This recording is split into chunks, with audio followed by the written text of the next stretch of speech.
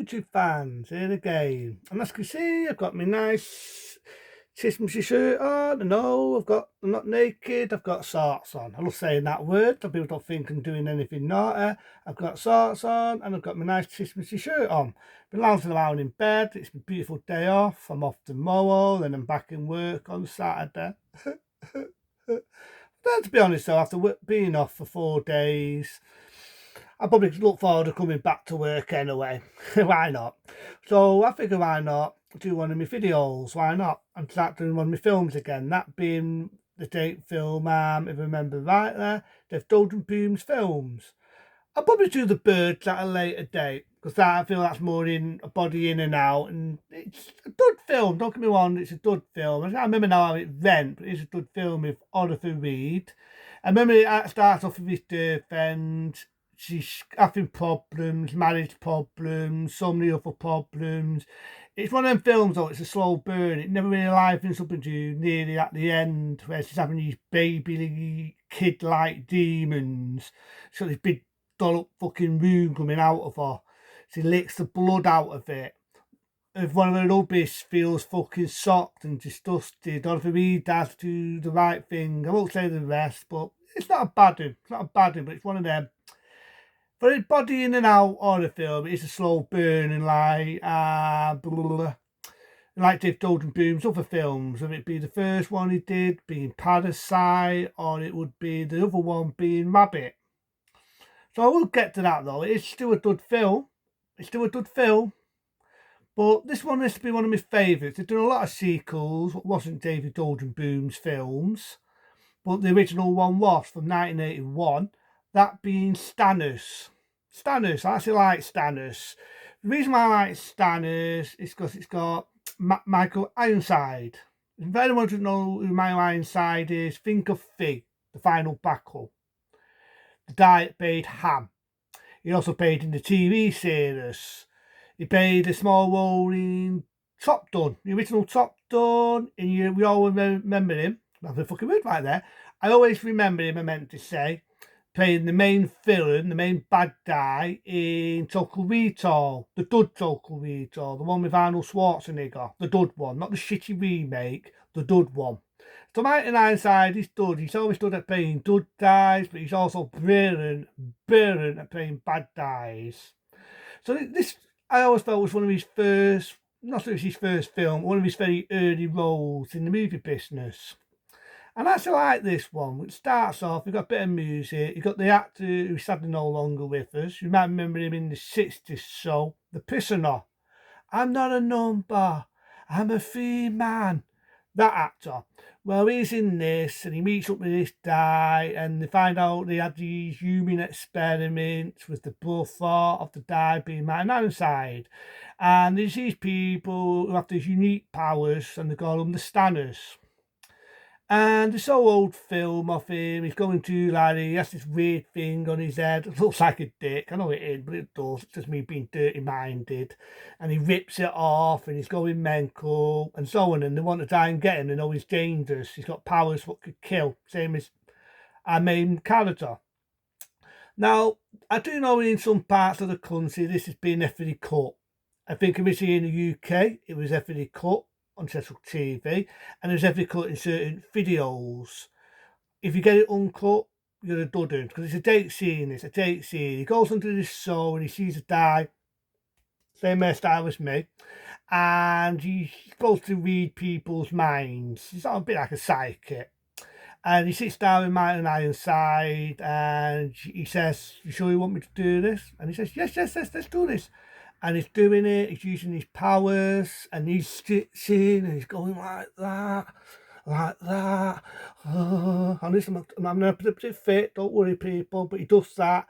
And suddenly his head just blows up. This has to be the best head explosion since Chopping Mall. Before Chopping Mall, roughly the same day when Raiders of the Lost Ark, and we had the explosion of the main villain in Raiders, where his head blows up. The only thing that ruined that is to put fire around the face because it had a mild rating.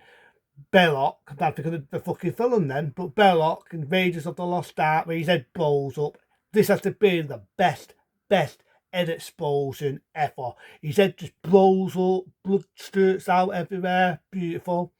And to get my right inside, he has to make out he ain't done anything, which I laugh because you see his head blew up, he definitely did that. But they then use him as the main villain. And they're going after our main man. And he meets up with this Durr. You've got the idea the Durr has the same sort of powers, but he more or less he has them more than her. I think that he can diffuse people's minds. There's a great scene in it where the main bad guys are trying to do deal with him, they're trying to do business with him, he's on the phone. And he does the same powers and he blows people up on the other end and the phone melts. You know, the old type of telephone and the old phone box. And I kind of like that. That's in my hand. I kind of like that. I thought it was a good little touch. So all the way through the film, he's on the run. These people want to do experiments on him. And he gets tattooed. He gets shot, obviously by a knockout done. And then we meet our main villain again, being my inside. And he's going on that they were bluff first and they used him and he's sure they worked to death, but he's more of the dud guy, he doesn't want to do that.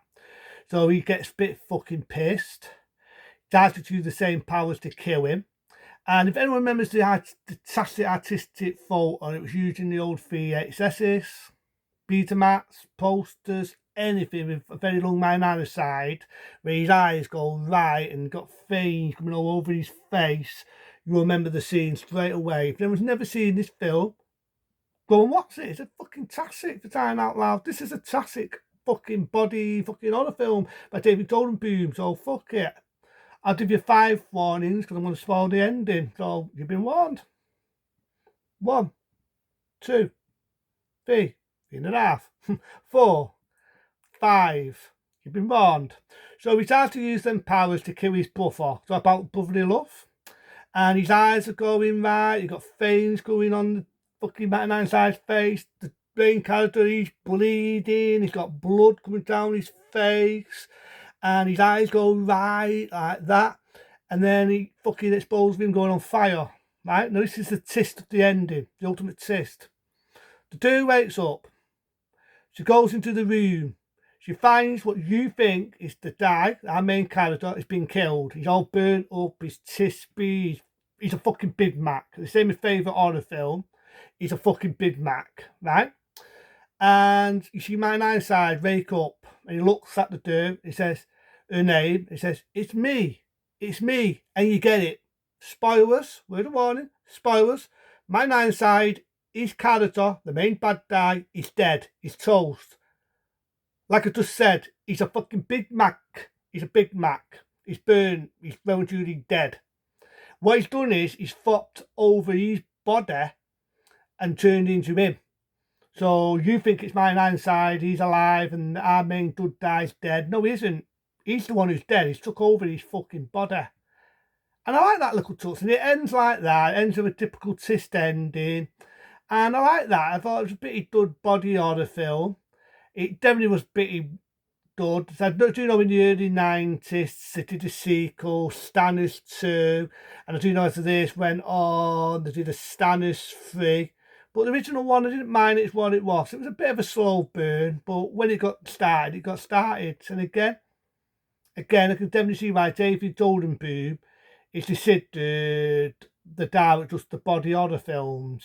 He's definitely the director that does the body horror films. In this, doesn't fuck around. The head explosion is brilliant. That's been one of the best ones since you did Stopping Mall, where the dude gets his head shot off. That's be the next. That's the next best head shot. I would say Belloc, but they ruined it because Steven Spielberg chickened out and put fire around the fucking head when it blew up. But this has been one of the best ones. And I do like some of the effects in it, you know, practical effects. I will miss them golden days. But I actually like Stanners. I think it's very good. It's psychological. It's suspenseful when it wants to be. Check it out from 1981. Fuck it. A 10-star rating for me. Happy to say I've heard rumours. That we're going to remake it. Have to say that's not been in the works because it doesn't need a remake. Doesn't need a remake. Donkey would. Leave it the fuck alone. Stannis, on the other hand, 10-star rating. It's good to see my man side as a bad guy. He's got a bit more hair, he's a lot slimmer. This is a very long Ironside, I may add. But it's good to see him play sort of a bad guy. I say sort of, because I do feel, right? I do feel they could have done more to his character. That's just my opinion. I felt they could have done more to his character. But I still don't think it's a bad film. So again, without ado, 10-star rating from me. But into them, be smart, be safe. See you later.